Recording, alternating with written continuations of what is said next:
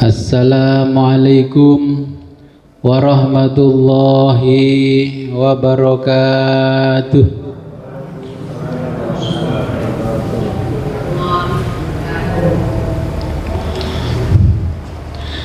Bismillahirrahmanirrahim. Alhamdulillahi tazkiratan lil ibad wa taqwiyatan lil muttaqin minal muslimina ilal ibadah. Wassalatu wassalamu ala sahibil millatit tahirah warridwanu ala alihi wa ashabihi wa alihim wa ala man tabi'ahum bi ihsanin wa ulama'il ummati fi kulli zaman. Amma ba'du. La khawla wa la quwwata illa billahil alil azim. Alhamdulillah, pada malam hari ini kita diberikan kenikmatan yang sangat luar biasa sehingga kita bisa kembali ngaji kitab Hadis Qudsi. Sebelum kita mulai pengajian ini, marilah kita berkirim Fatihah terlebih dulu kepada junjungan kita baginda Nabi besar Muhammad sallallahu alaihi wasallam, kepada muallif kitab Al-Mawaid Al-Imam Al-Ghazali,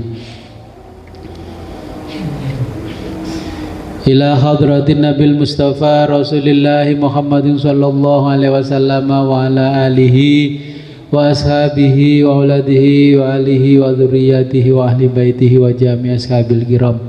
Syai'ulillahi lahumul Fatihah.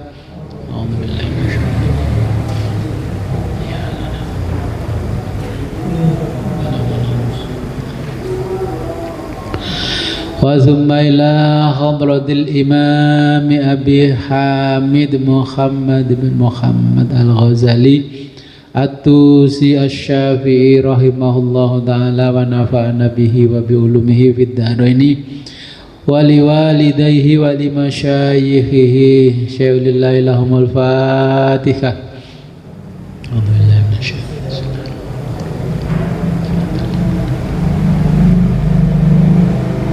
Wa summa ila arwahi Bapak Wirat Songko, Bapak Suparti Gunawan Siwi, dan Ibu Etsi Pertiwi, Ibu Ita Rosalita.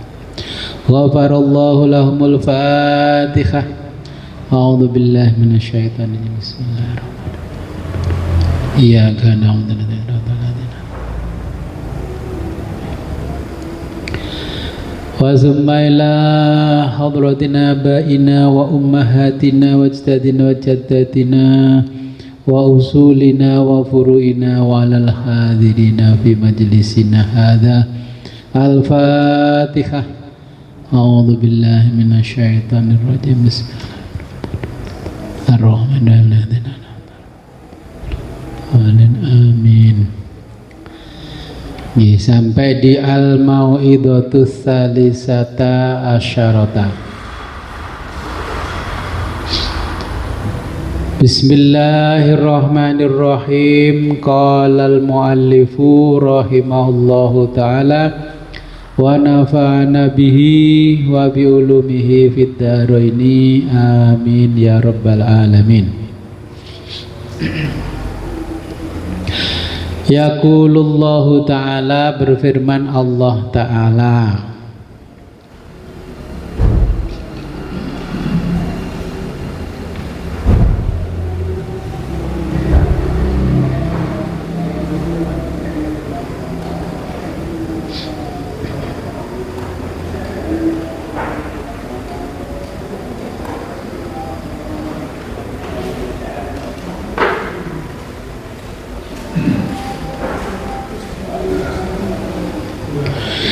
ya bena Adama, hei anak Adam,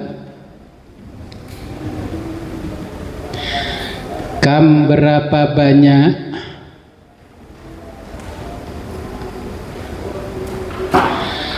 min di antara sirojin pelita,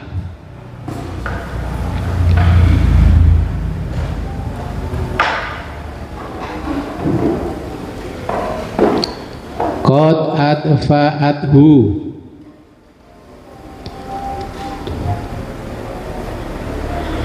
Qad adfa'adhu yang telah dipadamkan,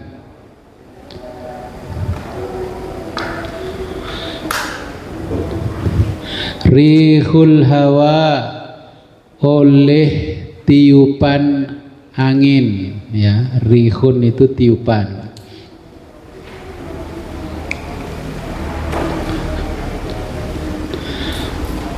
Wakam dan berapa banyak,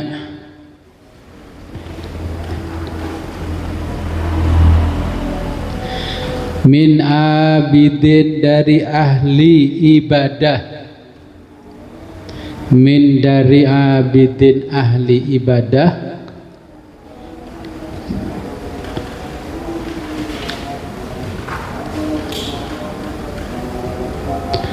qad afsadahu yang telah dirusak,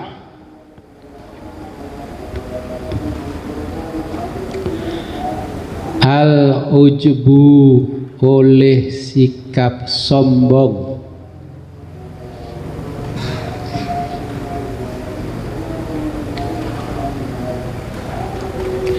wakam dan berapa banyak,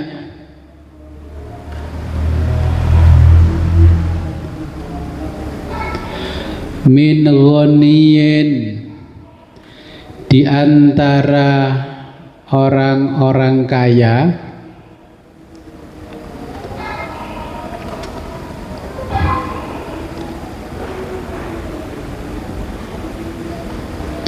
afsadahu yang telah dirusak,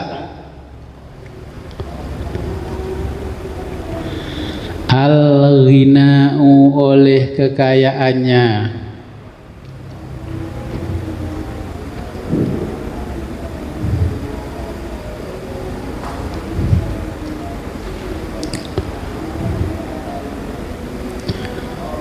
wakam dan betapa banyak,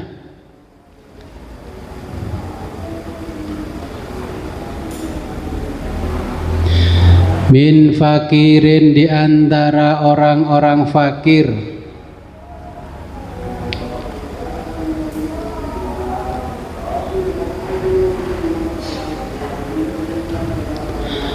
afsadahu yang dirusak,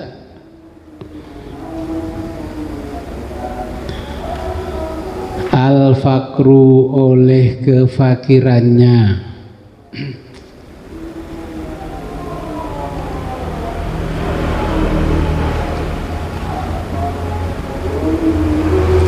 wakam dan betapa banyak,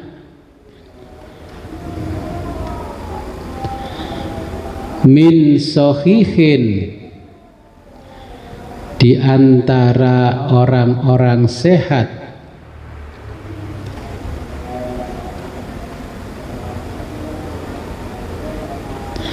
afsadadhu yang telah dirusak,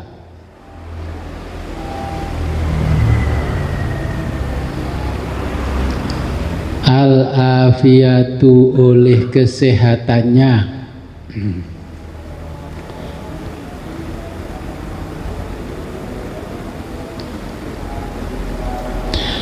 wakam dan betapa banyak, min alimin dari orang-orang pandai,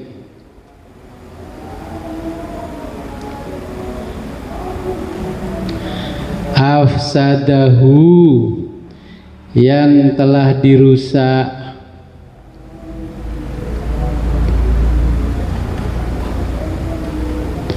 al-ilmu oleh kepandaiannya atau ilmunya,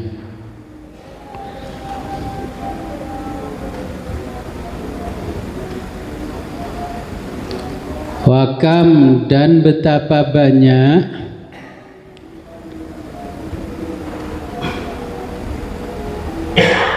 min jahilin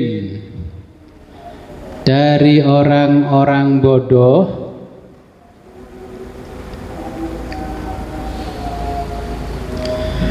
afsadahu yang telah dirusak,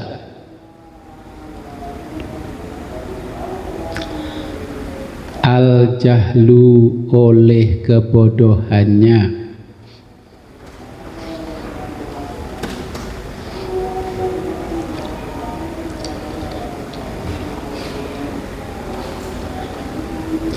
Falaula seandainya tidak ada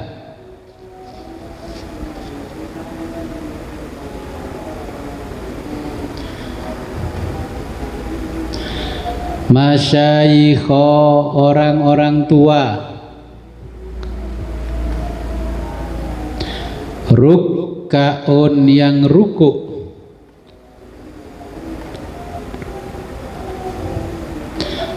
wasyababa dan pemuda,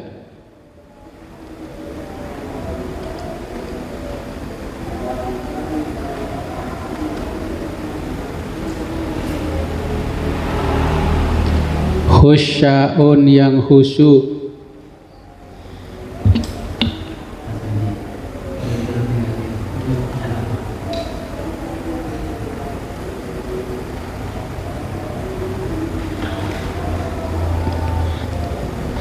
wa atfala dan anak-anak kecil,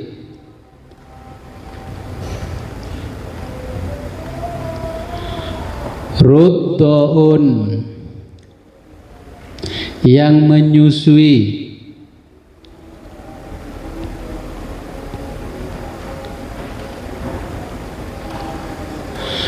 wa bahaima, ini diganti ya, bahaim, itu kan bihaim, wa bahaima fathah,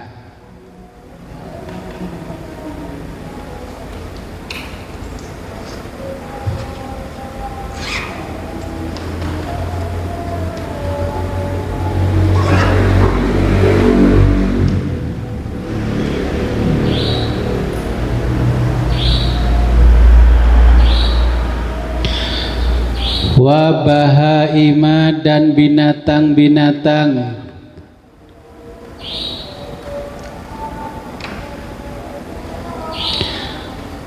rutaun yang merumput,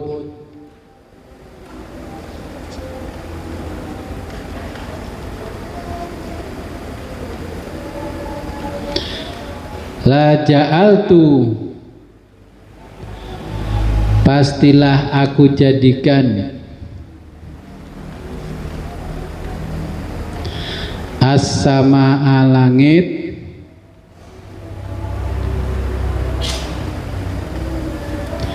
min fauqikum di atasmu hadid dan besi,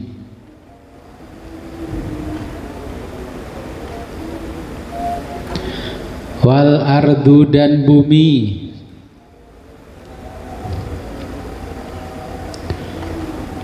sof-sofa jadi rata,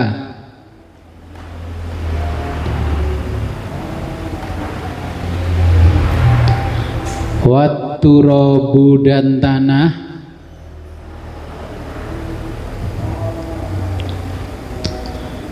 roma dan jadi debu,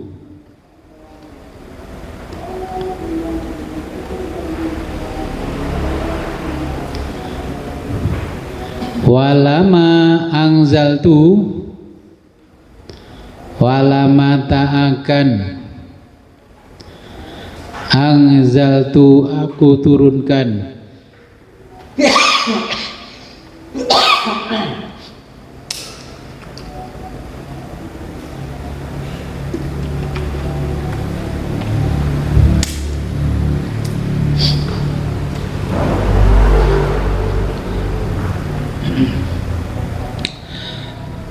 walama anzaltu tak akan aku turunkan alaikum untukmu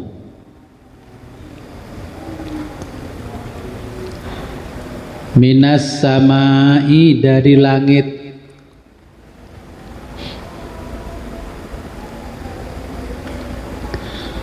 kotrotan setetes hujan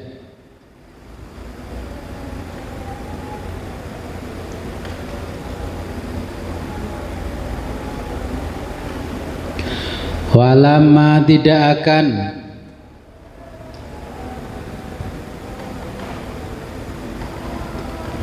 ambatu, tak yang disukun ya, ambatu.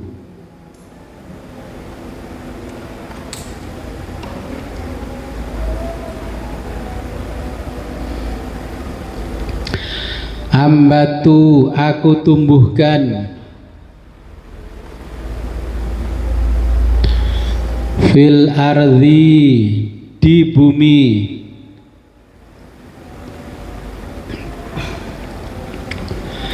min habbatin, satu tumbuhan pun,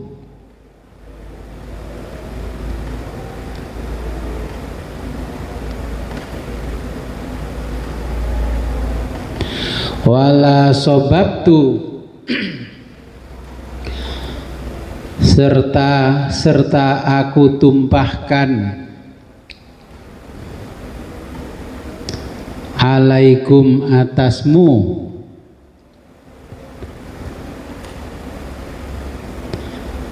al-azab, siksa, sibban yang menimpa.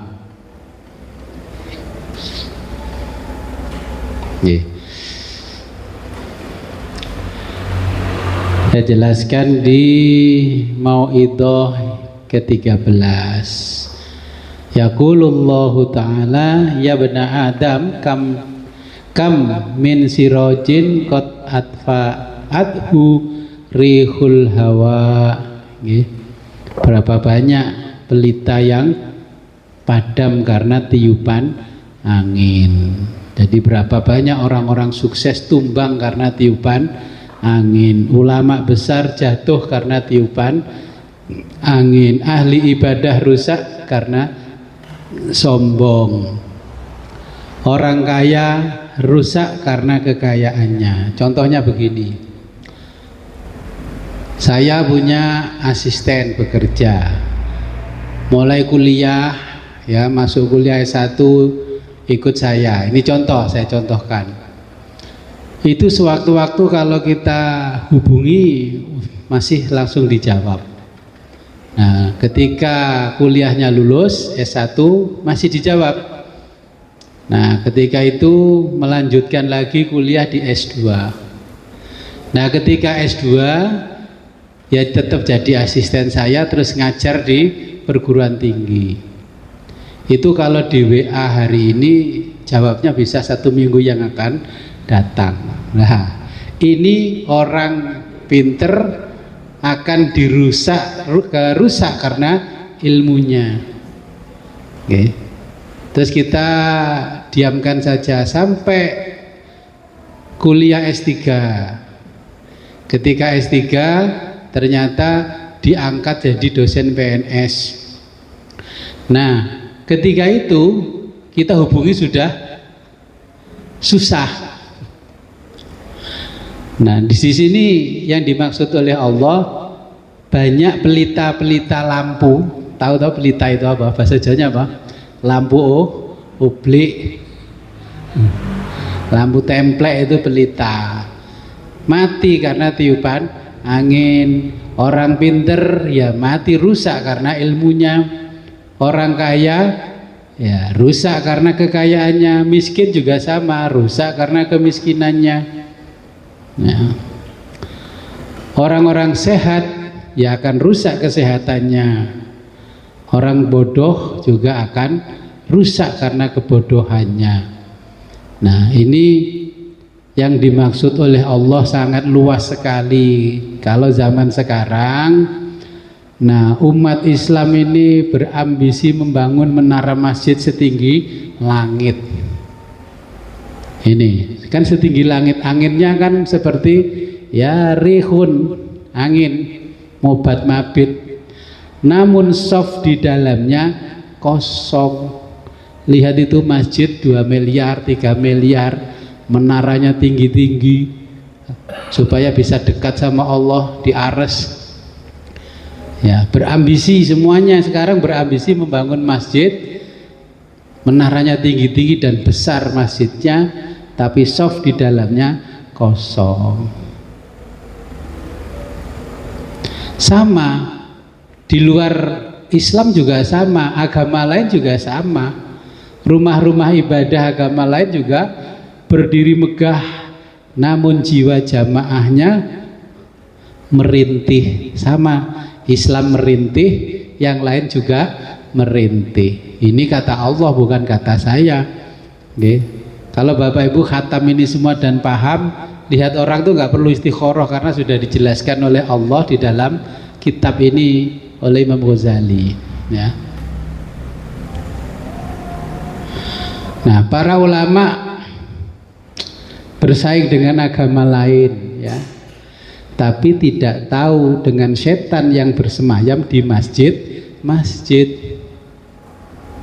Nah, ini yang bikin masjid roboh. Nah, umat Islam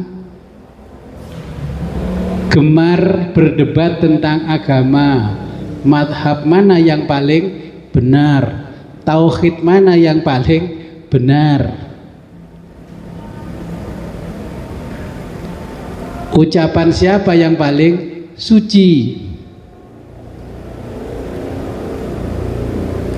Nah, agama ada di mana-mana. Ada Islam, ada Kristen, Katolik, Hindu, Buddha, Konghucu, dan keyakinan terhadap Tuhan yang Maha Esa. Tapi rasanya di muka bumi ini tidak ada Tuhan.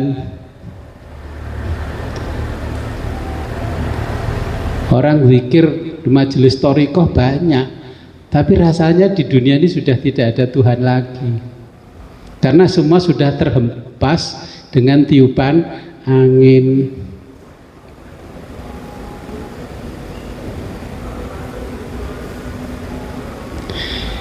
Isi masjid, isi rumah ibadah lain selain Islam, ya, sepi dari jamaah masing-masing.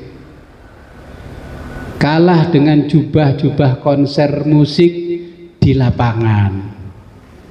Ya, kalau dipanggil adzan Allahu Akbar, nggak ada yang datang.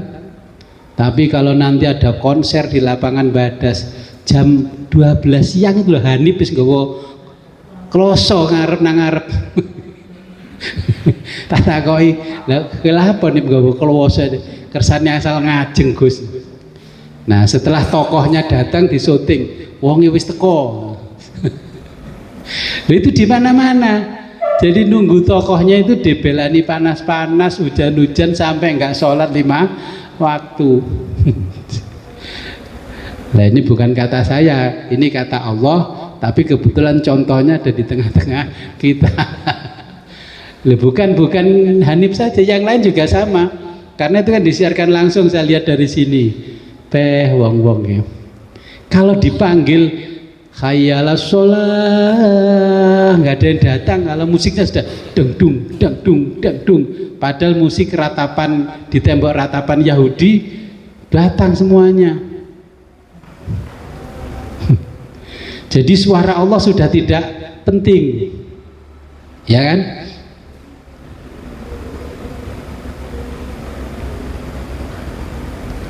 Kalah sama jubah-jubah konser.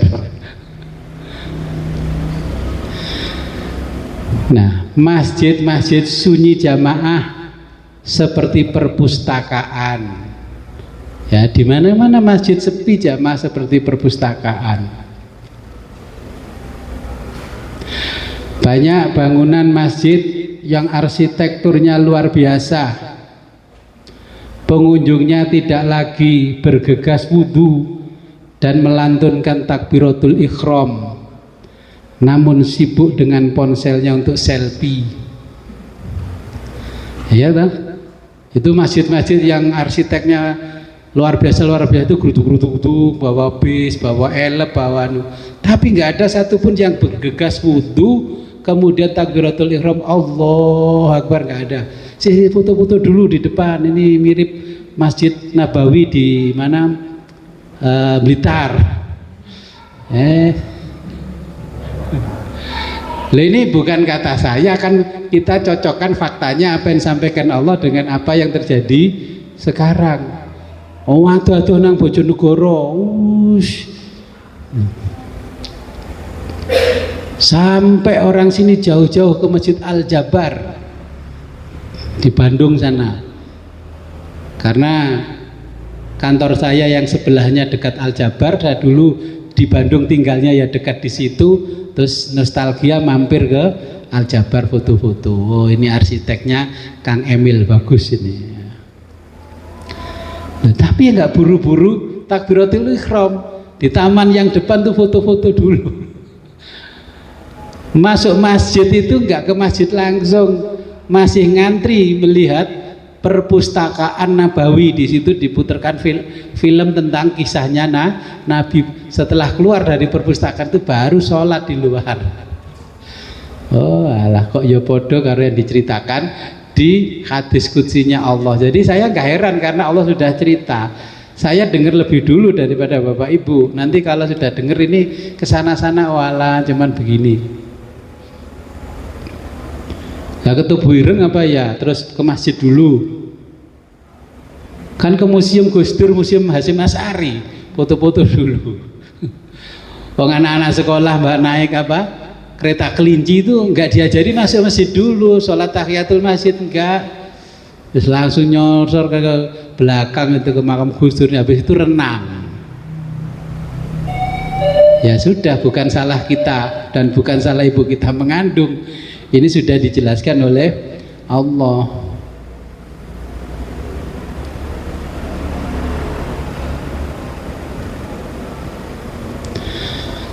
Nah, inilah tanda-tanda dari Allah bahwa masjid bukan lagi tempat ibadah, ya, melainkan museum yang ramai pengunjung seperti Masjid Taj Mahal, ya, punyanya Joda Akbar di India.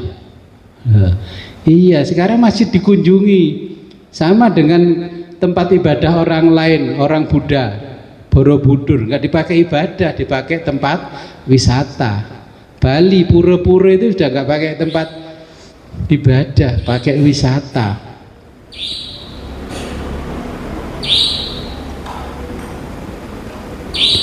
Islam sekarang itu, ya, karena materialisme, Islam menunjukkan glamorisasi agama.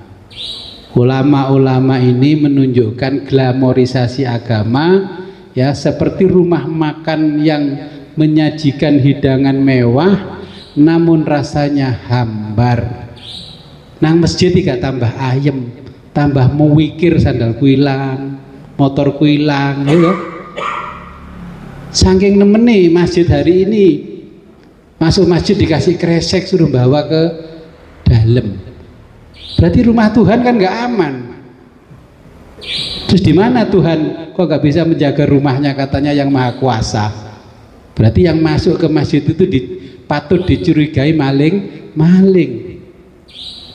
Dan buktinya sampai masuk Masjidil Haram dibawain kresek, terus dikewempit, terus diajari oleh travelnya, nanti yang tas kecil ini ya Bapak Ibu dipakai sendal, lebokno gini sendal, padahal sendal jepit itu.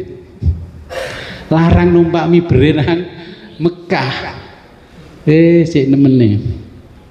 Nah, tapi ini kan semua sudah disampaikan oleh Allah.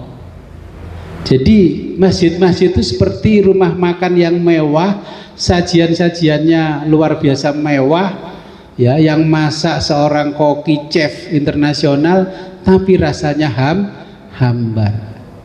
Kalah sama pedagang kaki lima. Karena apa? Semakin mewah, semakin ini banyak aturan, ya. Malam nggak boleh tidur, nggak boleh tidur di masjid, nggak boleh ini, nggak boleh itu. Sekarang yang namanya takmir bukan pengelola masjid, tapi penguasa masjid. Ya harusnya masjid itu dikasih sofa, dikasih apa itu, kasur lantai. Kalau ada jamaah yang dari musafir perjalanan jauh, dipersilahkan, silahkan istirahat di sini Pak. takmir itu menyediakan di sana ada kopi, ada makan. Nah, kalau Kanjeng Nabi kan begitu. Sekarang hanya glamorisasi agama. Akhirnya datang ke masjid tidak sholat, cuman terpukau dengan arsitekturnya. Siapa ini yang bangun? Dulu belum banyak pesaing kan, orang-orang ke Jakarta itu langsung ke Masjid Istiqlal kan, lihat kehebatan Masjid Istiqlal. Siapa arsiteknya? Arsiteknya itu orang Kristen Katolik, Protestan, bukan orang Islam, bukan santri. Dia itu sebelum mendesain Masjid Istiqlal, karena yang dilombakan oleh Bung Karno, dia yang menang dalam arsitektur. Dia butuh waktu 6 bulan belajar wudhu, belajar sholat, tapi ya nggak masuk Islam. Perlunya apa? Desain wudhu itu bagaimana, tempat wudhunya, kiblat itu bagaimana, berapa jaraknya kiblat dari Ka'bah yang jauhnya antara Mekah sama Jakarta. Itu dia belajar rela seperti itu, karena pada waktu itu santri-santri belum ada yang jadi arsitek, masih sibuk menghafalkan Alfiyah, Imriti dan sebagainya. Akhirnya yang mengarsiteki orang Kristen, yang dapat pahala banyak siapa? Ya bukan kiai kan? Nah, iya, fakta itu. Kalau nggak percaya browsing aja itu arsitektur Masjid Istiqlal.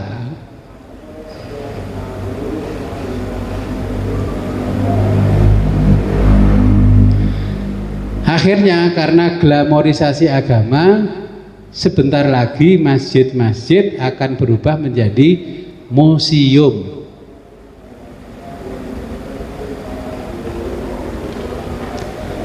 Di kampungnya Bapak Ibu, masjid kan di sebelah kirinya itu sudah banyak gudangnya kan. Terus tempat apa itu gudang-gudang? Ya ada sepeda, ada rosokan, ada apa itu terbangan, macam-macam. Lama-lama semuanya itu dipakai tempat alat-alat, bukan tempat sholat. Kalau zaman Nabi, serambi masjid sebelah kanan, sebelah kiri itu tempatnya orang-orang zikir, wirid, di sebelahnya tempatnya orang majelis taklim. Ya, orang-orang yang sufi di sebelah kanan, yang sebelah kiri orang-orang taklim. Sekarang nggak ada, malah anak-anak nggak betah kalau disuruh ke masjid. Nah, ini nasihatnya Allah. Kalau nggak ada orang-orang sepuh yang datang ke masjid, ruku, tak rubuhno masjidnya, kata Allah. Kalau di sekitaran situ nggak ada bayi yang nangis karena disusui, saya robohkan masjidmu. Dan lama-lama kalau masjid sudah berubah menjadi museum, Allah tidak akan meneteskan hujan setetes pun dari langit. Nah sekarang dibalik oleh Allah, terus hujan, tidak ada musim kemarau. Ini sudah berapa tahun gak ada musim kemarau. Nanti tiba-tiba dis nggak hujan selama 4 tahun, 5 tahun, apa nggak bingung? Nah kalau sudah setahun, 2 tahun, 5 tahun, tanda-tanda mendekati kiamat.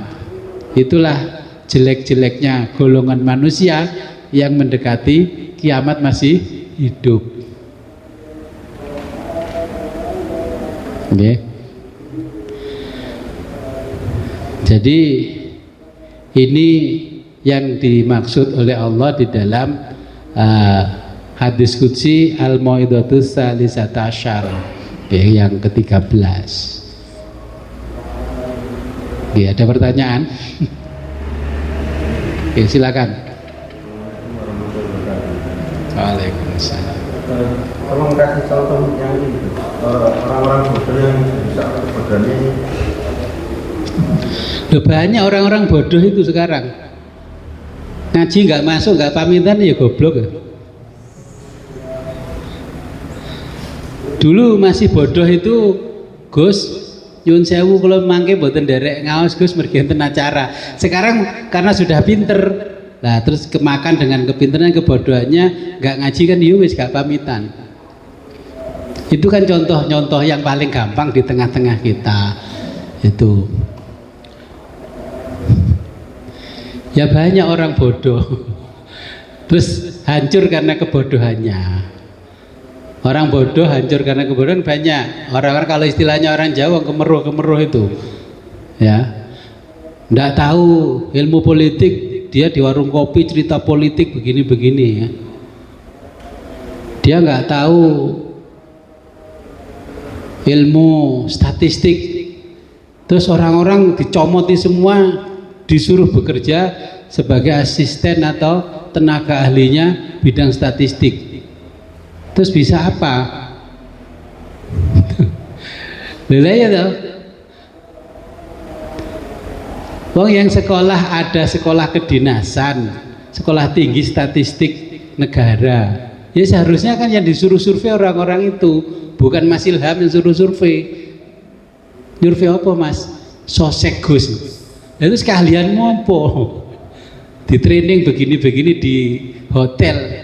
Lah itulah akhirnya akan menerjunkan orang-orang bodoh di dalam keahliannya nggak punya. Makanya orang yang sebenarnya miskin akhirnya di dalam statistik jadi kaya, yang sebenarnya kaya di dalam statistik jadi miskin. Banyak. Loh saya malah disurvei orang. Loh kok sing jemputin dan ramil. Saya kenal suaminya di rumah Kediri. Ini bojomu ta bos? Nggih Pak Wid. Ya Allah bojone dan ramil Cik, nyambi dadi tukang survei sosial ekonomi. Loh, bayangkan itu hanya di training ini. Lalu anak Abah Imron jadi kepala cabang dinas statistik yang Banyuwangi, pantas karena sekolahnya itu.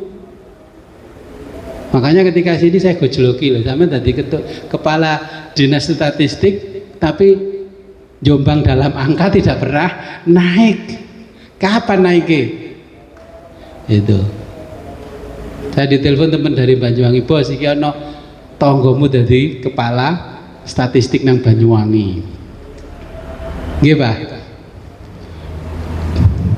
Roh aku masih anu, karena banyak teman di Banyuwangi. Ya. Nah itu pantas karena sekolahnya. Nah terus surveyor itu anak-anak yang baru lulus, belum lulus, mau lulus itu direkrut semua. Karena bang rekrut begitu, bayarannya murah. Yang rekrut sing ahli-ahli ya mahal. Makanya ketika survei ya nggak bisa tepat. Ilmu statistik dia nggak punya, ini nggak punya. Oke, makanya itu yang dinamakan orang bodoh rusak karena kebodohannya. Ya akhirnya data statistiknya rusak karena kebodohannya.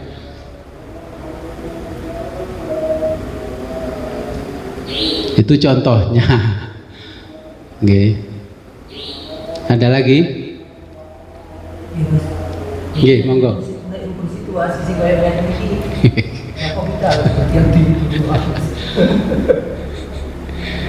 Bagaimana kalau situasinya sudah seperti ini? Ya, sapa sing eling lan waspada ya iku wong sing selamat. Ya sekarang apa yang tidak seperti itu? Kondisi zaman sudah dijelaskan Allah dengan hadis qudsi.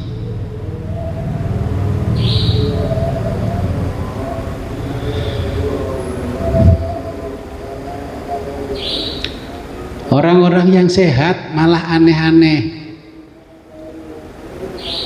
gemuk sedikit pengen langsing minum obat, akhirnya kebajut, akhirnya pankreasnya, ginjalnya rusak. Wis ayu-ayu terus pasang benang, dia tidak terima kalau ada kerutan, itu tanda kalau sudah sepuh, ya kan? Rambut sudah putih nggak terima, disemir hitam. Lah ini kan rusak semua kesehatannya.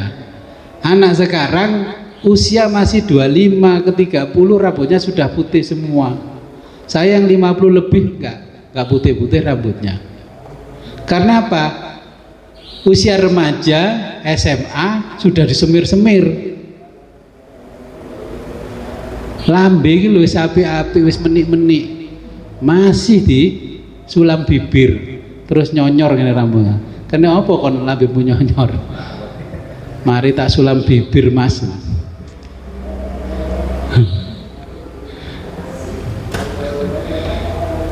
Ini kan nggak usah heran karena Allah sudah menjelaskan perilaku manusia zaman sekarang. Rusak. Hidup ini loh, bulu mata wis bagus-bagus, gak terima diwalik lagi gini biar kayak apa? Ombak yang kata anak saya, waduh itu tante teman saya dipanggil tante, itu bulu matanya kayak apa? Sampai ngarahinnya ya, kayak itu, kayak badai. Penahan badai. Lah ya sudah toh. Akhirnya dilem rusak yang namanya bulu mata. Lama-lama matanya rusak karena apa? Tidak ada penangkal debunya, tidak ada penangkal radiasinya, rusak. Wong dikasih alis ini sudah bagus. Alis dikerik diganti tato. Ya sudah toh. Pinter tapi goblok. Ya itu kata di hadis qudsi. Terus terpengaruh dengan TikTok. Ini zaman sudah modern, untuk bikin alis gampang, terus ada alat tempelkan gini kayak masker, ada ini langsung bisa gosok-gosok ini. Padahal fungsinya alis mata untuk apa? Untuk melindungi mata dari kerusakan. Kalau mandi, coba ini gak ada rambutnya, sabun kan langsung ke mata, debu langsung ke mata.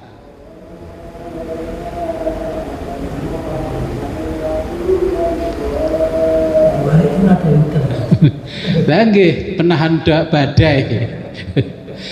Nah itu kan contoh-contoh yang ada di dalam kehidupan kita. Sudah enak-enak minum air putih sehat, minum boba. Akhirnya di usia 25 tahun ke atas cuci darah. Tapi kalau dikasih tahu sama yang tahu malah ngeyel. Goswit itu nggak kekinian, nggak tahu minuman begini-begini nih. Nah saya punya ponakan gitu, makan bakso, terus mie yang mie instan itu yang wes nggak nyebut merek ya karena ini masuk YouTube. Saya sudah ngomong loh, kamu tiba-tiba sakit, loh apa? Organ dalam tubuhnya rusak karena apa? Pedesnya apanya itu bukan alami. Tapi kalau melihat warung-warung begitu ramai sekali, besok wisuda, malam hari gini meninggal, ya sudah, mau apa lagi? Disuruh makan yang biasa-biasa katanya kurang keren.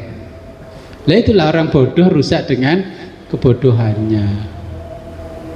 Orang-orang pinter rusak karena ilmunya. Sudah tahu yang namanya pertamak, ya pertamak lah, apa jadi oplos. Ya untung saya nggak kena korban oplosan. Itu orang pinter karena ilmunya rusak. Oke. Tanyalah contohnya. Nanti Bapak Ibu bisa lihat sehari-hari. Oh ini yang disebutkan oleh Allah dalam hadis qudsi. Ya kita harus waspada. Ya. Iling lan waspodo ini bener kata Kiai Semar. Kiai-kiai sekarang kalah sama Kiai Semar. Kiai Semar mengingatkan, ya, dadi wong ojo dumeh, iling lan waspodo. Gak payu sekarang dalil-dalil itu. Oke, kalau nggak ada pertanyaan kita lanjutkan ke mauidhah berikutnya. Al-mau'idatur rabi'ata asyrata. Nasihat ke-14.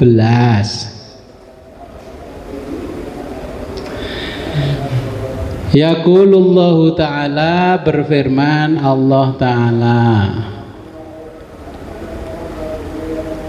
ya bena Adamah, hei anak Adam,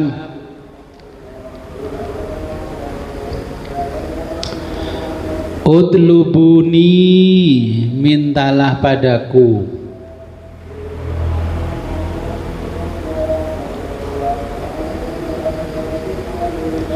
Biqadri, sesuai.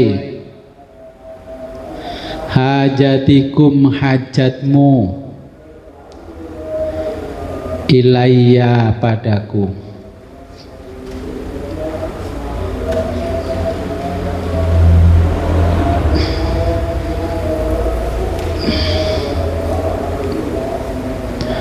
Wa'suni, dan berbuat maksiatlah ni kepadaku, biqadri, sesuai kemampuan, sabrikum, kesabaranmu,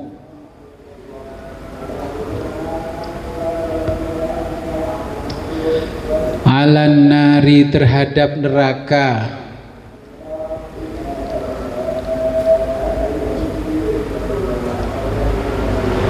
wala tanzuru, janganlah kamu melihat, ila ajalikum, ajalmu,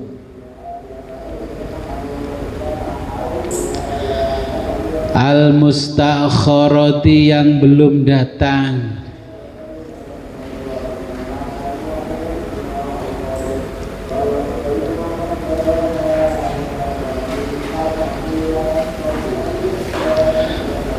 Wa arzaqikum, dan rizkimu,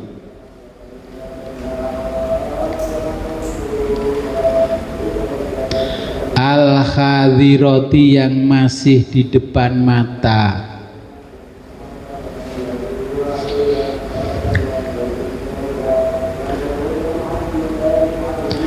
Dzunubikum, dosa-dosamu,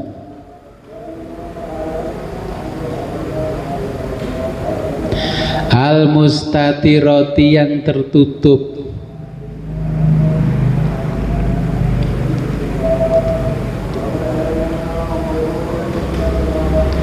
Kullu syai'in, segala sesuatu,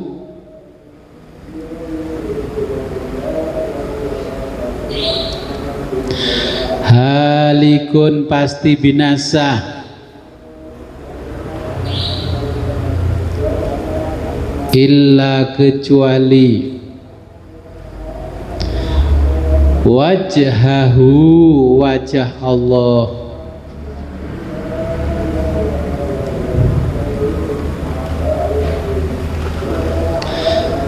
lahu, baginya,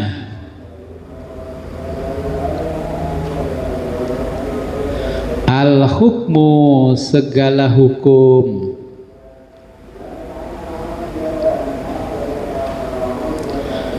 wa ilaihi, dan kepadanya lah, turja'una, kalian akan dikembalikan. Ini nasihat yang ke-14.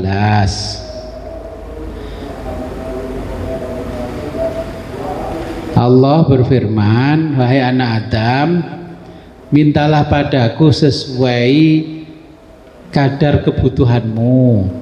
Kalau tahun ini ingin rumah, ya sudah. Kalau belum dikasih rumah, jangan minta lagi yang lain, mobil dan sebagainya. Minta itu satu, dikabulkan satu. Karena apa? Kalau kita berdoa, menurut sudut pandangnya orang sufi, kita menuduh Allah tidak tahu apa yang kita mau. Lantunan-lantunan doa kita itu loh seperti orang bodoh, nganggep Allah tidak tahu apa yang diinginkan hambanya. Makanya jangan sering-sering berdoa.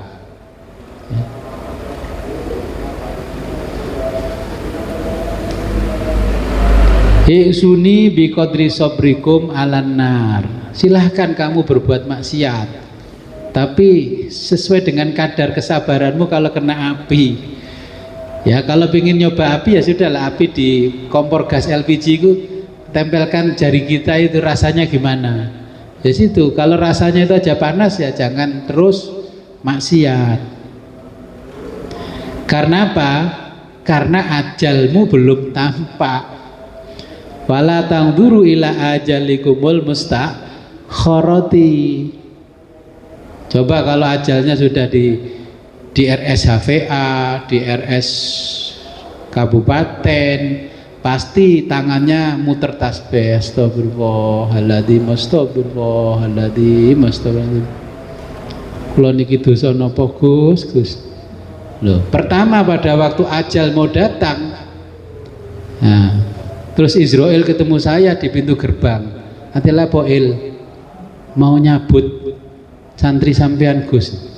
Gak sakno tundaan dhisik, kena ditunda Kak. Kena wis ngene daftar panggile kuwi walian kek nisor. Engko tak tukono kopi nang kantin. Loh ya kalau sudah ditunda begitu, terima kasih kepada Allah dikasih panjang umur, tapi setelah umurnya dipanjangkan sampai 70 tahun, lupa lagi dengan Allah. Banyak apa sedikit yang begitu?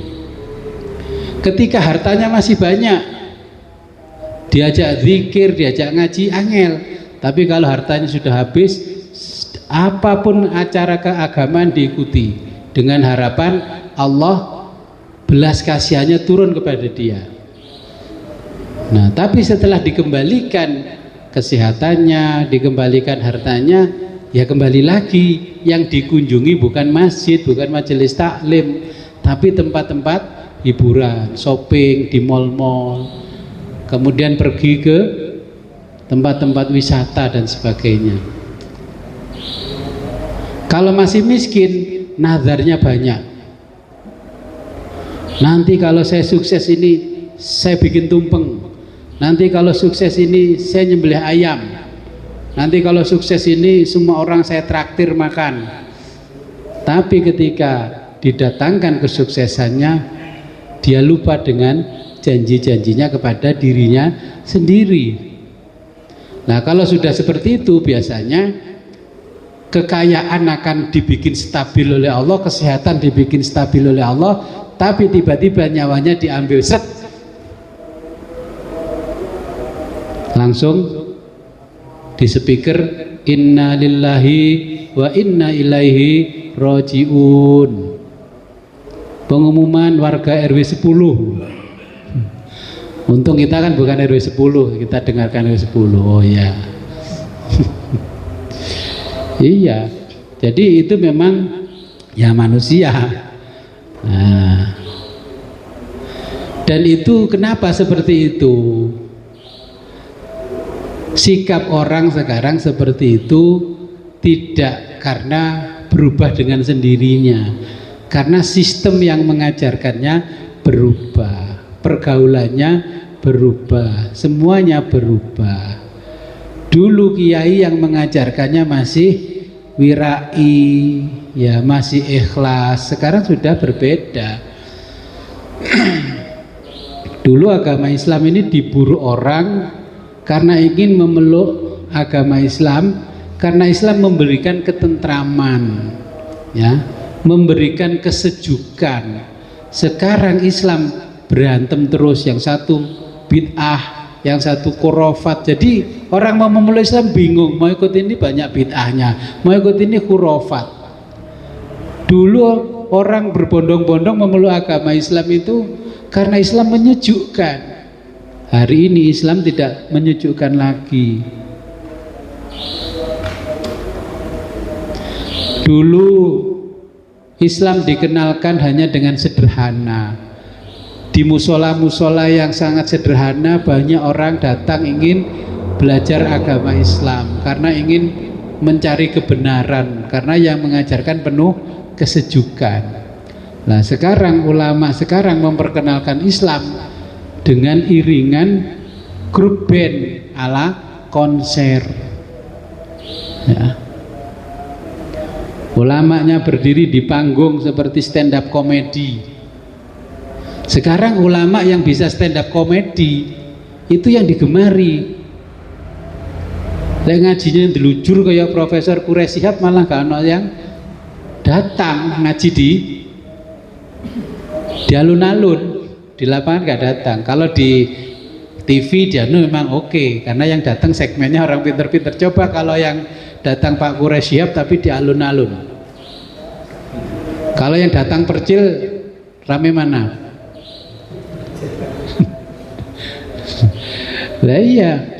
Jadi semua sekarang itu posisinya seperti stand up komedi.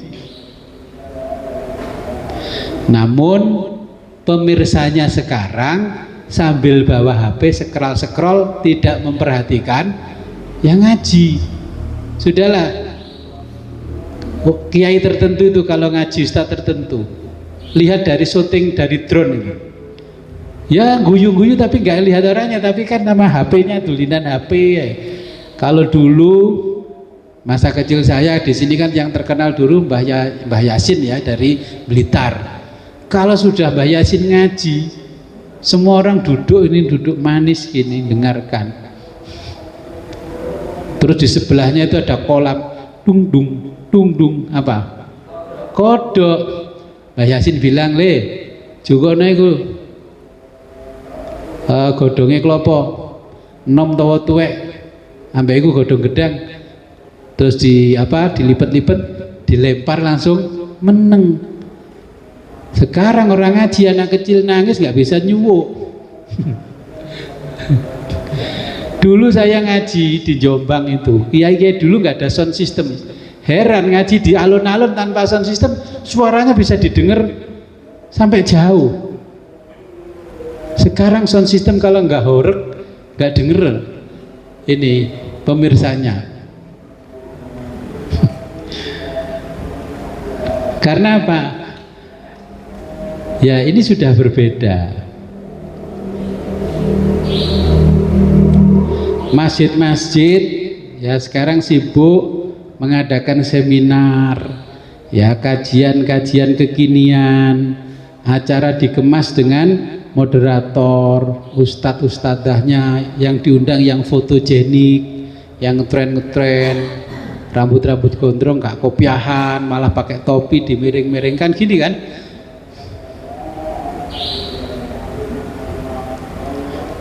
Acara dijual dengan standar instagramable. Kalau nggak begitu kan nggak laku. Nah, judul-judul pengajian dan seminarnya meraih surga di bulan Ramadan, ancaman bagi orang yang tidak puasa. Tapi moderatornya sendiri nggak pernah tahu neraka, nggak pernah tahu surga, tapi judulnya meraih surga di bulan Ramadan.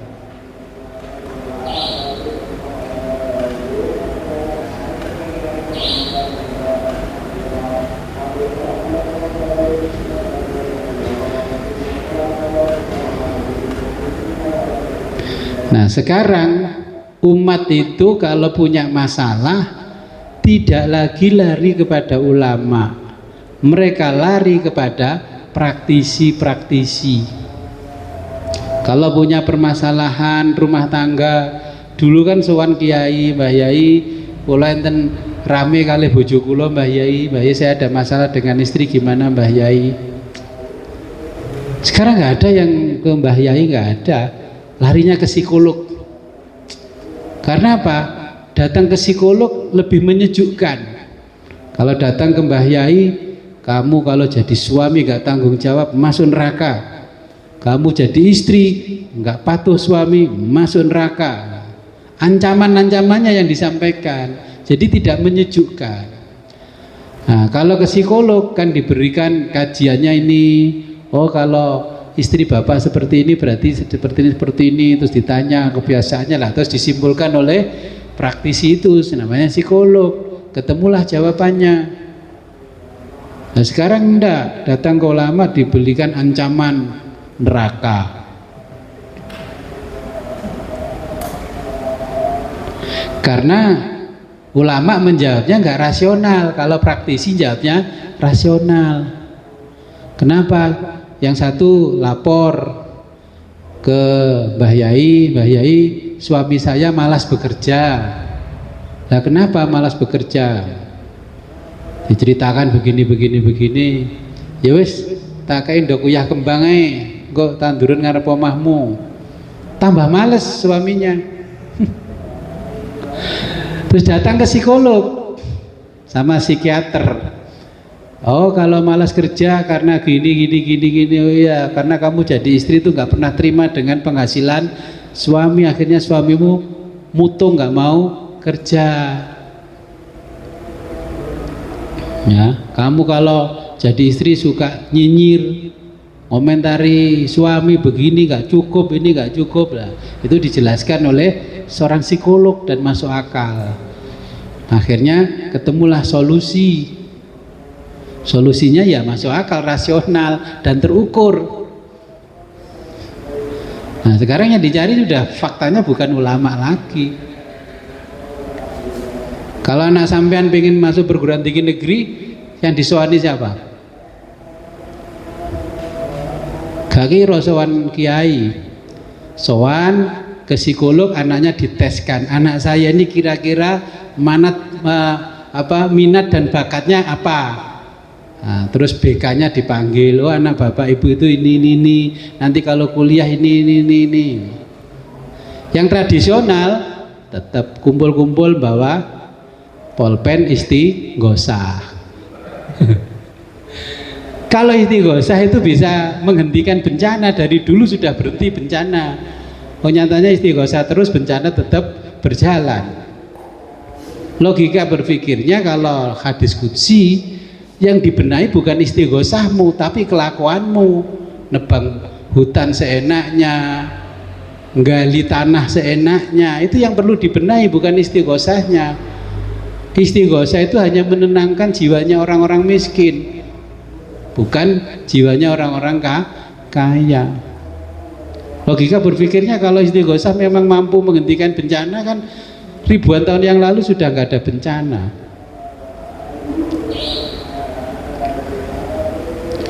Sekarang nggak takut neraka ya? Katanya apa? Iksuni biqadri sobrikum ala nar. Faktanya ada bencana besar seperti itu, rumah-rumahnya warga yang terdampak bencana belum sempat dibersihkan yang namanya kotorannya, ya, air yang mengandung tanah-tanah lumpur itu belum sempat dibersihkan. Itu kendaraan besar-besar punyanya orang yang merusak itu sudah lewat bawa kayu, bawa ini. Itu loh yang oleh Allah dikatakan bahwa istighosahmu nggak ada artinya kalau kelakuanmu tidak kamu perbaiki.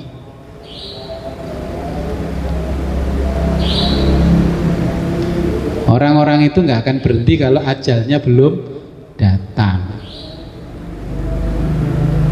Yeah.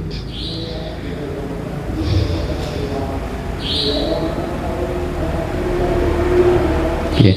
Mungkin ada pertanyaan sebelumnya lanjutkan. Ini sendiri tentang maksiat nih. Oke.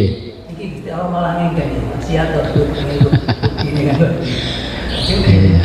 Terus akan kalau kamu ingin maksiat, kalau mencoba ingin maksiat ya silakan coba dulu bagaimana panasnya api yang ada terjun. Kalau sudah tahu bahwa api itu panas ya wis saya orang itu. Tapi kenapa sekarang ini masa api masih api kompor contohnya. Dan kalau api neraka itu, tapi ternyata kan banyak masih orang yang menentang api neraka karena ingin membuktikan maksiat. Ya coba itu. Nah sekarang kan sama, bencana alam itu bukan Allah yang murka, tapi karena kemaksiatan manusia. Nebang pohon nggak ada ukurannya, bukan biqadri hajatikum. Ya. Kalau dulu orang nebang pohon itu kan biqadri hajatikum, sekarang enggak, nebang pohon massal, satu pulau ditebang. Kalau zaman Pak Harto kan nebang di sini, begitu nebang langsung ditanami yang baru, terus nebang sampai ujung ini sudah besar lagi, nggak sampai habis. Ya kita kalau naik pesawat contohnya ke Kalimantan, itu kita di atas gini kan kelihatan tuh botak semuanya. Kalau turun di daratan gini nggak kelihatan, karena di sepanjang jalan yang kita lewati masih pohon besar-besar, tapi ketika naik kelihatan. Di Sumatera ketika naik begini ya kelihatan. Kayak di Jakarta ketika kita jalan di jalan raya, bangunan mewah-mewah, tapi ketika kita naik pesawat gini, rumah kumuh-kumuh masih banyak. Nah itu bukan disebabkan Allah murka, bukan disebabkan apa-apa, tapi disebabkan kemaksiatan manusia. Ya, contohnya di sini pasir dikeruk habis, seperti di Sungai Konto. Lama-lama sumber airnya ya habis karena sudah tidak ada stok air. Di sini ada perusahaan air minum kemasan. Dulu orang-orang mengizinkan, sekarang telah dibor dalam, ya diambil. Ketika petani yang ada di sekitarnya itu butuh air, ya nggak ada airnya karena airnya sudah debitnya turun banyak. Nah itulah bukan karena murkanya Allah, karena kemaksiatan manusia sendiri. Mau menyesali, dulu kadung terlanjur tanda tangan. Lama-lama musibah ya. Nah lama-lama ya Allah hentikanlah musibah ini, bala ini. Allah diam saja karena bala itu bukan dari Allah, dari yang namanya biqadri hajatikum. Kata Allah kullu syai'in halikun illa wajhah. Jadi kalau sudah begini semuanya akan hancur kecuali wajah Allah, dan kamu patut dikembalikan kepada Allah.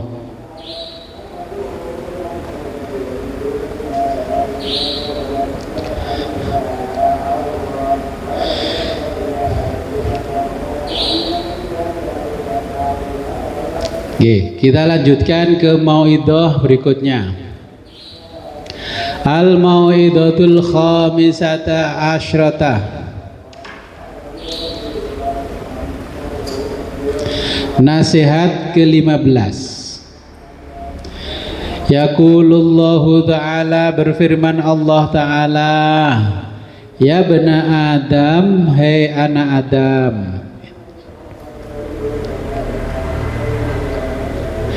in soluha, jika baik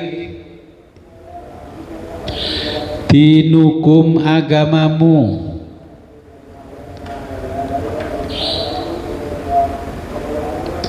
walahmukum dagingmu, wadamukum dan darahmu,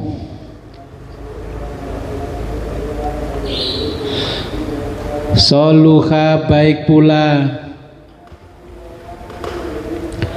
amalukum amalmu, walahmukum dagingmu,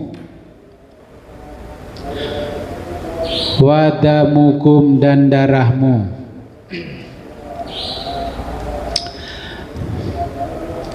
Wa in fasada, jika rusak,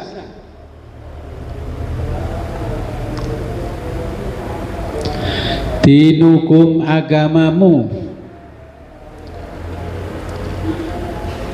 fasada maka rusak pula, amalukum amalmu, walahmukum dagingmu, wadamukum dan darahmu.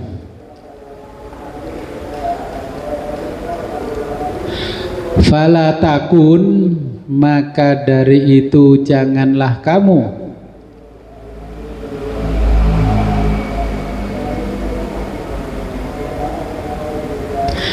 kal misbahi, seperti lampu, yahruku yang membakar, nafsahu dirinya sendiri atau diri sendiri, Wa yudhi'u untuk menerangi, linnasi orang lain,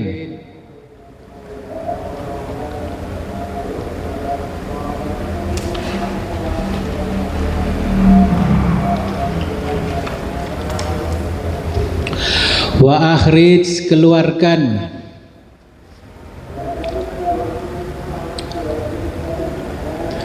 hubbat dunia rasa cinta dunia,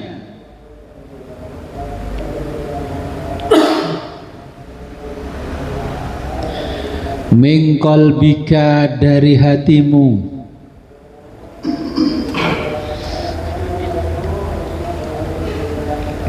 fa inni sebab aku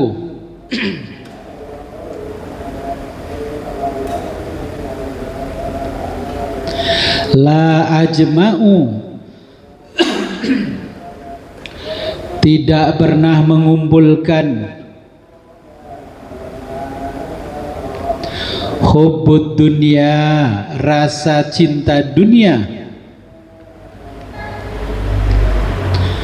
wa hubbi dan cintaku,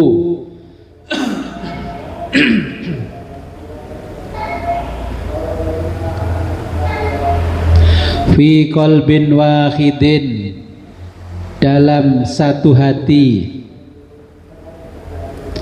abadan selamanya.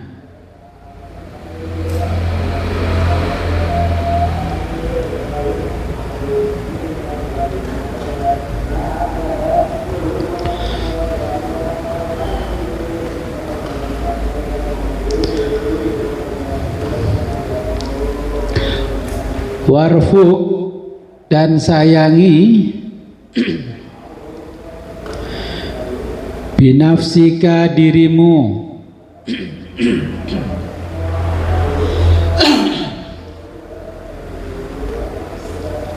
fi jam'ir rizki dalam mengumpulkan rizki,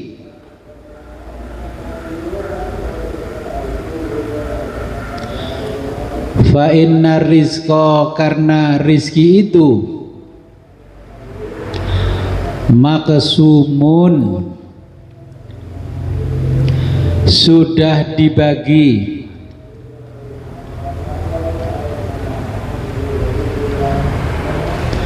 wal khariso dan rakus itu mahrumun terhalang,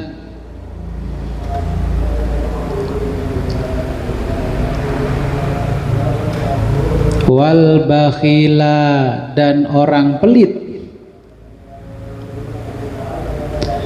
mazmumun itu tercela,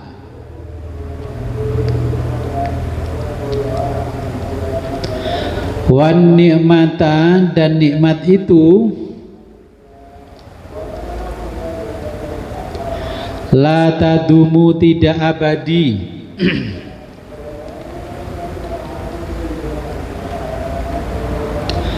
wal istiqsa'a dan ambisius itu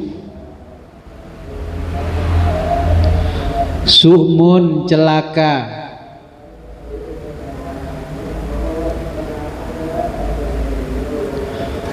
wal ajla dan ajal itu maklumun jelas adanya,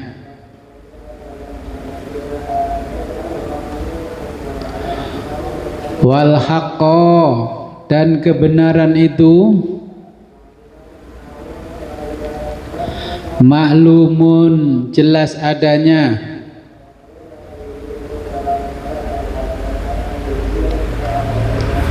wa khaira yang paling baik itu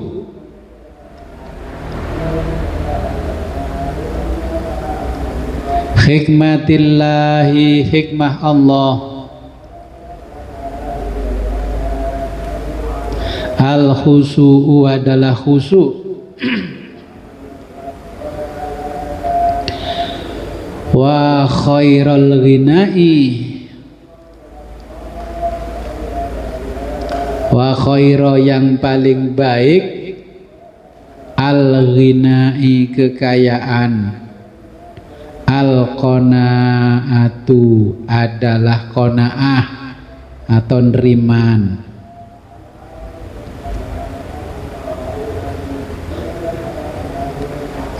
Wa khairaz zadi, wa khaira, dan yang terbaik az-zadi bekal, at-taqwa adalah takwa.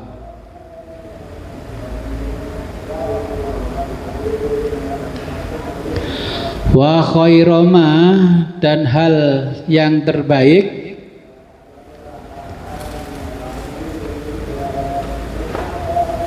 ata yang masuk fil qulubi dalam hati, al yaqinu adalah keyakinan,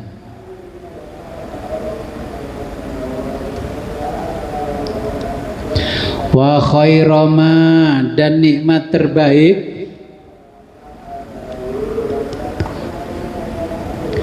u'titum yang aku berikan kepada kalian, al-afiyatu adalah sehat.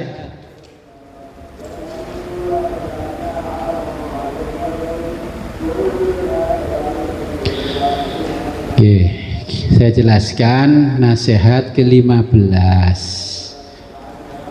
Kalau agama kita baik, ya daging kita baik, darah kita baik, maka baik semuanya. Kalau agama kita rusak, ya amal kita rusak, semuanya akan jadi rusak. Contohnya, ini contoh di zaman sekarang. Yang dimaksud oleh Allah kalian-kalian itu adalah orang-orang alim. Lah di Indonesia orang alim itu kan kumpulan orang alim, namanya ulama. Ulama itu kalau bahasa Arab kan jamak dari alim. Nah, sekarang para ulama hanya sibuk ngurus sertifikat halal, takut bersaing jika ada pembangunan gereja di sebelah masjid. Bapak Ibu takut nggak kalau di sebelah masjid ada orang minta izin bangun gereja, terus jadi pamongnya tanda tangan nggak? Waduh, kalau ada gereja gimana ini? Ini disindir Allah ini.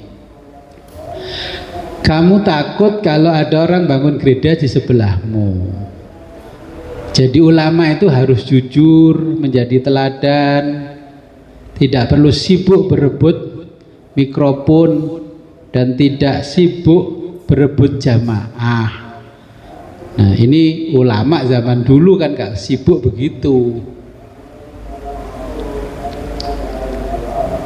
Lah ulama tenang-tenang saja ketika korupsi merajalela di tubuh organisasi-organisasi keagamaan.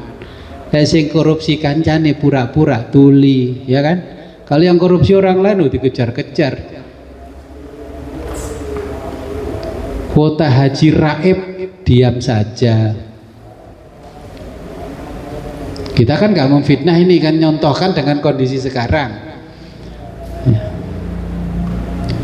Dana hibah umat dikorupsi untuk bangun pesantren,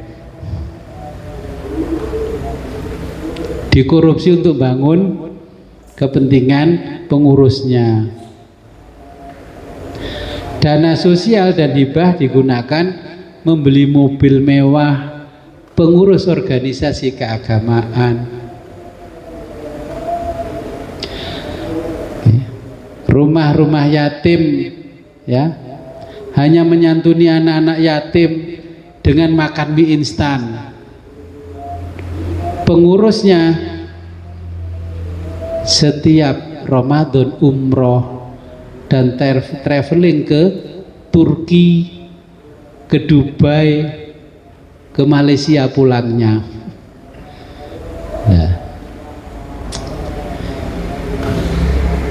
Iblis manakah yang lebih berbahaya? Iblis yang menggoda Nabi Adam dan Ibu Hawa, atau iblis-iblis yang memakai surban dan jubah kesucian? Yang paling bahaya yang mana? Yang tinggal di menara-menara ketakwaan.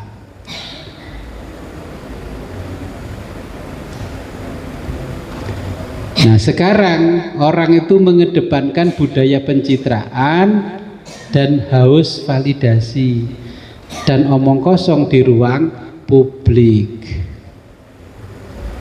Sudah, sekarang yang bahaya iblis yang goda Mbah Adam, apa kita yang berperangai seperti iblis? Nyatanya kalau yang korupsi temannya kan ya diem-diem saja. Kota Haji Raib ya nggak ada yang protes teman-temannya. Coba kalau yang lain dikejar-kejar. Ya, jadi ini yang dimaksud oleh Allah. Kalau agamamu baik, dagingmu baik, darahmu baik, semua akan menjadi baik. Ya berarti ketika diangkat menjadi pejabat ya sudah tidak baik semuanya. Dulu ngomongnya aja begini, ngomongnya belum jadi pejabat. Nanti kalau ada orang korup, saya sendiri yang mukul, yang menghantamnya. Ya kan? Masih ingat kan itu di videonya? Jadi sekarang terus kalau dia korupsi, anak buahnya mukul nggak, ngantem nggak? Itu ngomongnya sebelum memakai jubah kesucian. Iya, wong gurung roh rasane kalau nyimut lho. Paling lali.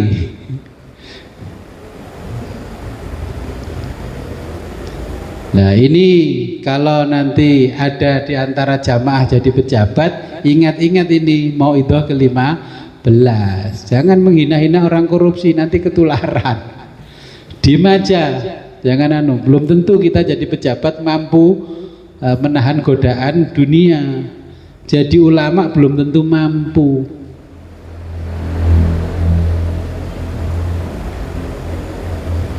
Coba kalau tiba-tiba kayak kita gini, terus dikasih orang mobil GMT. Mobil itu made in buatan Amerika. GMC itu kalau di Arab itu kan banyak itu kan harganya 5 miliar. Terus kalau seperti saya kok naik mobil GMC, kira-kira pantas gak? Ya pantas Gus, tapi lek goblok diterima, lek pinter ya nggak mau. Nanti kamu ngasih saya mobil harga 5 miliar, duit dari mana? Harus kan ditanya gitu. Kalau nggak ditanya nanti tiba-tiba ada masalah gratifikasi. Darah saya jadi jelek, agama saya jelek, semuanya amal saya jadi jelek.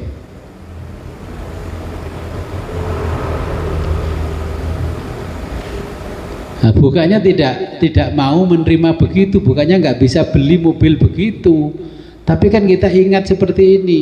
Dicurigai enggak? Ya pasti dicurigai. Pemain nang desa mobilnya 5 miliar. Terus STNK-nya namanya saya sendiri, ya pasti orang pajak nyurigai. Pendapatannya segini kok, pengeluaran segini kok masih bisa hidup Pak? Bertahan hidup dari mana sisanya? Nah, pasti ditanya begitu. Jadi ini yang disampaikan oleh Allah, nasihat ini adalah untuk kita-kita ya mungkin jadi pengurus masjid, pengurus organisasi, yayasan, sekolah-sekolah Islam, ketua yayasan kalau pergi kemana-mana transportnya ngeklaim ke yayasan, yayasannya orang sugih ngeklaim, akhirnya bonyok yayasannya, nggak dapat murid. Dulu lembaga agama sekolahnya wah 75% agama, 25% umum. Sekarang disaingi karena kepala sekolahnya wis ngaji, sekolah umum dikasih agama, tadarusan setiap Ramadan, TMI. Ya. MTS habis swasta, alias swasta habis. Karena darahnya ya, dagingnya semuanya tidak baik. Jangan dikira nggak banyak korupsi di tubuh-tubuh yang berbasis agama. Oke, ini diingatkan oleh Allah, kita tidak ngerasani, tapi memang faktanya zaman akhir sudah seperti itu. Oke, mungkin ada pertanyaan?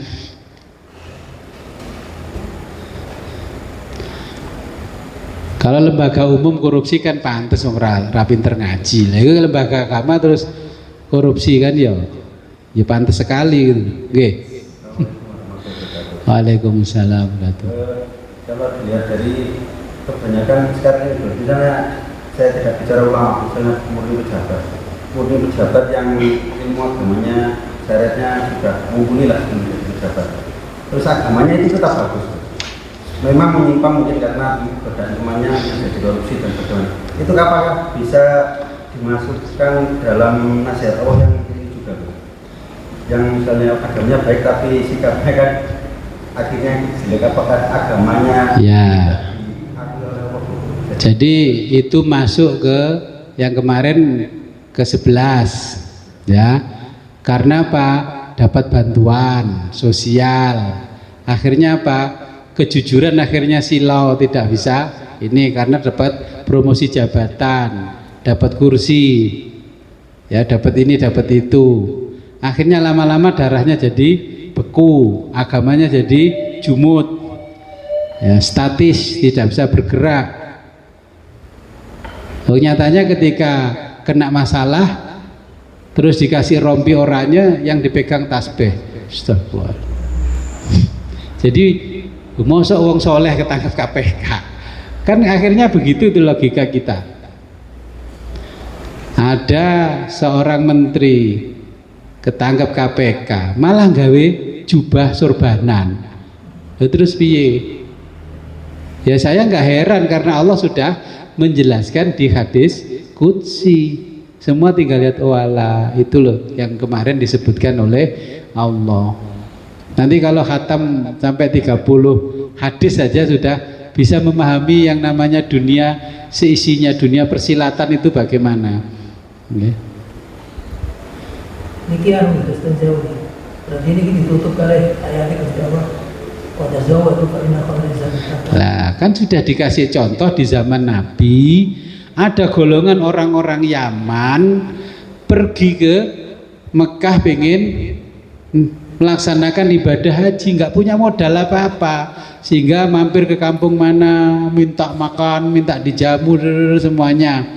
Akhirnya Allah menyebutkan, jadi fa inna khairaz zadi taqwa, sampai sekarang diabadikan di itu, di atasnya plafonnya sa'i, sofa dan marwah. Ya, jadi bekal yang terbaik adalah bekal takwa. Itu apa, memberikan pelajaran kepada orang-orang Yaman yang pergi hajinya bondone nekat, nggak mau bawa bekal sama sekali, terus mampir kemana minta dijamu, mampir kemana minta dijamu. Jadi sebaik-baik bekal ya harus bertakwa. Tapi kalau sudah dibeli kayak kemarin, ya kebenaran sudah silau, mau bicara keadilan sungkan dan sebagainya. Ya sangat realistis dengan zaman sekarang kalau kita ngaji hadis qudsi ini. Makanya saya pilihkan ngaji hadis qudsi ini biar Bapak Ibu tahu dawuhnya Allah. Oh iya, oh yang dawuh kan ya Allah, kan kita tinggal niteni aja. Masuk salah kan ya enggak. Ikuti mau dawuh. Lihat tinggal aja nih ikuti. Oh ternyata ya begini, oh begini. Kalau lihat teman, oh teman sudah sulit diarahkan begini, oh ngebakalnya begini, kan kita sudah tahu. Allah itu sudah memberikan kata kuncinya.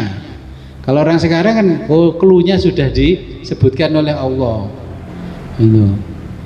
Kalau sekarang kan kita nggak perlu langsung yakin, Dubai panjang, ininya panjang, jalan kemana-mana bawa tasbih muter. Saya terlanjur beli tasbih digital gini, lama-lama sambil naik mobil ada suara, cek koyok wong soleh nggo tasbih terus nang kene. Kadung tuku larang Akhirnya saya geledak itu. Nggih. Oke, mudah-mudahan pertemuan ini membawa tambahan pengetahuan kita dari Allah Subhanahu wa taala. Apa yang dinasihatkan oleh Allah mudah-mudahan bisa kita amalkan dalam kehidupan kita sehari-hari, sehingga darah kita, agama kita, daging kita tidak menjadi rusak karena perbuatan-perbuatan yang tidak diridhoi Allah. Marilah kita berdoa, mohon kepada Allah. A'udzubillahi minasyaitonirrajim. Bismillahirrahmanirrahim. Allahumma salli wa sallim ala sayyidina Muhammad wa ala ali sayyidina Muhammad. Allahumma salli wa sallim ala sayyidina Muhammadin fil awwalin wal akhirin wa barik wa sallim wa radhiyallahu ta'ala an sadatina sahabi sayyidina Rasulillah ajma'in. Amin ya Allah ya rabbal alamin. Allahumma ighfir li ummati sayyidina Muhammad. Allahumma arham ummata sayyidina Muhammad. Allahumma astur ummata sayyidina Muhammad. Allahumma jibur ummata sayyidina Muhammad. Allahumma aslih ummata sayyidina Muhammad. Allahumma afi ummata sayyidina Muhammad.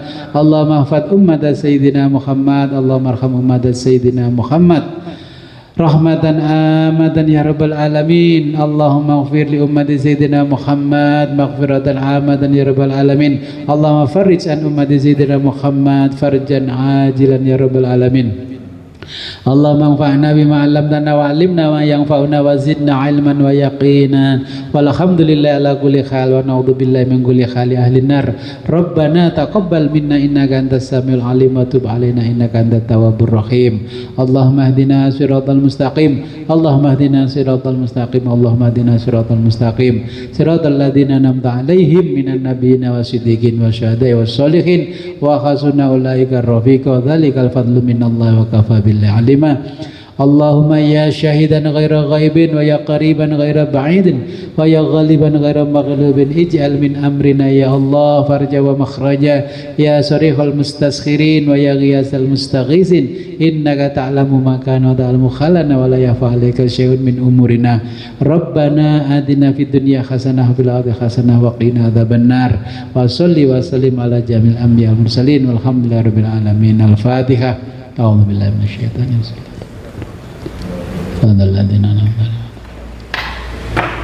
Akhirul kalam, ihdinas siratal mustaqim, wabillahi taufiq wal hidayah, waridwal inayah. Wassalamualaikum warahmatullahi wabarakatuh.